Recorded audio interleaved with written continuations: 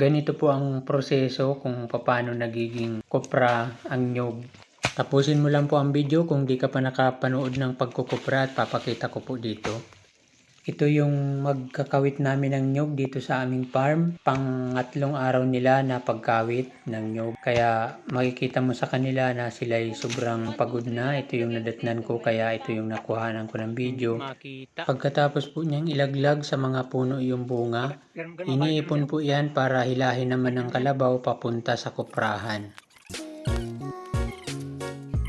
Buko ata yan.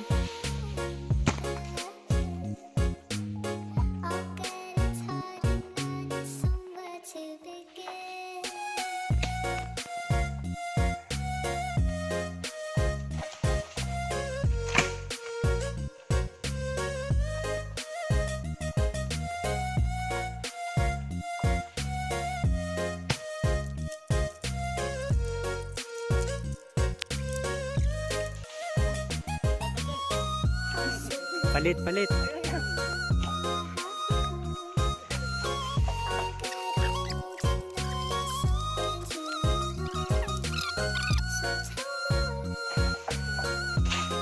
Dami.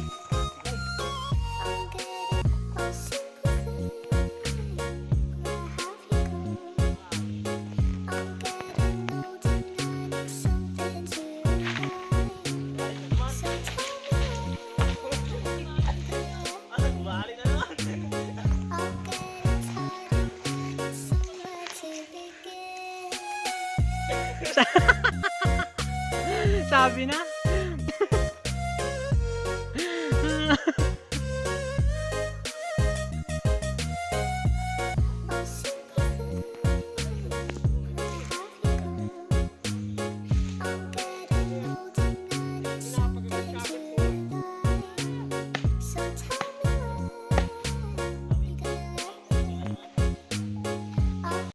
Ito naman po yung mag-iipon ng nyug, naghihila ng nyug para dalhin sa kuprahan. At naandyan na rin po yung nagbubunot, sinasabayan na nila para hindi gaanong matambak yung nyug.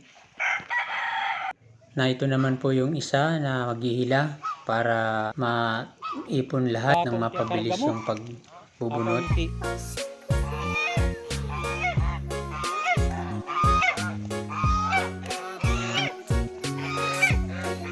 Ha? Ang ilan?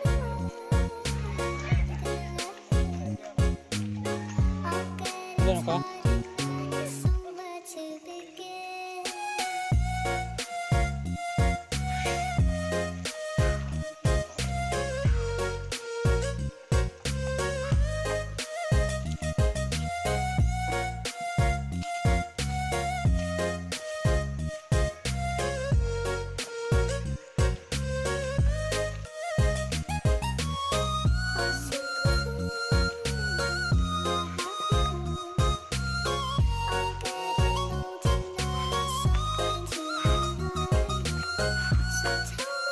Magkasawa kang bunot, tigil pa di sa ano, mga bago mag-August, ano?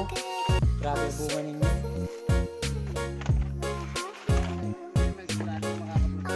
Bakit? Tagal mo kamukuprahan. Ha?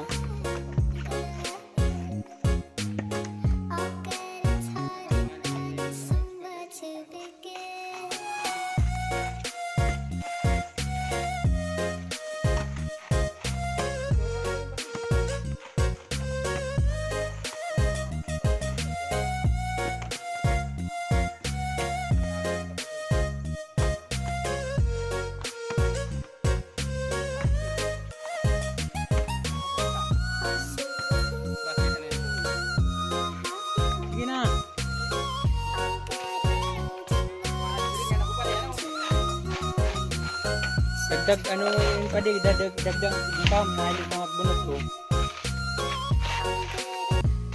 Pa? Mahaba yan. Ilan garang hilahon mo pa?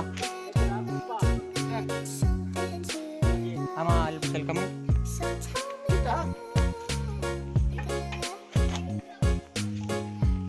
Nasaan na yung katulong mo?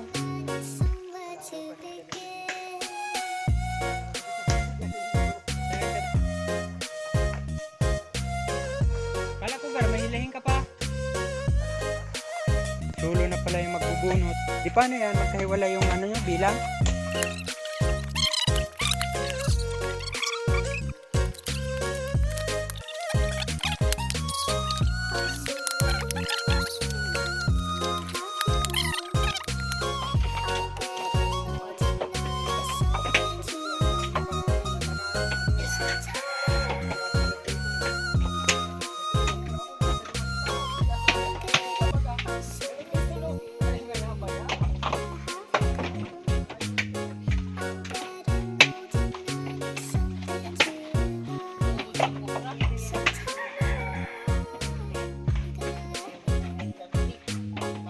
Ilan yan, Gar, lahat?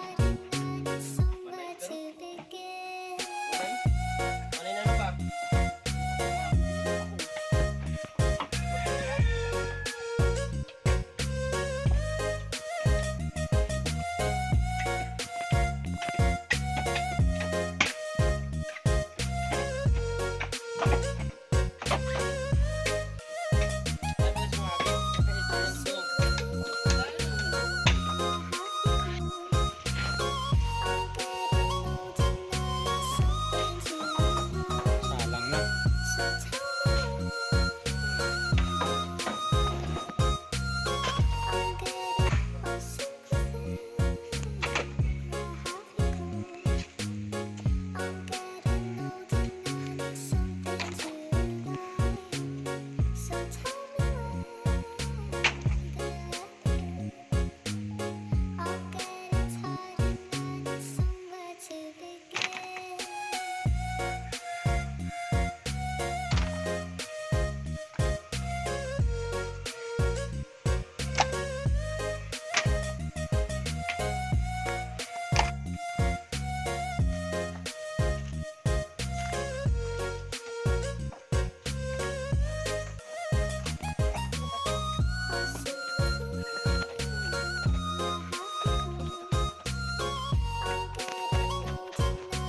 Ito na yung pinakahuling gagawin nila dyan.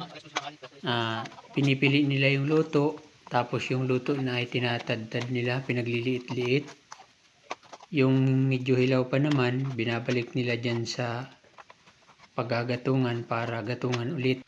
Tapos pipiliin yung luto, pagliliit-liitin ulit, tsaka ilalagay sa sako. Then pahihila ulit nila sa kalabaw papunta sa tabi ng kalsada.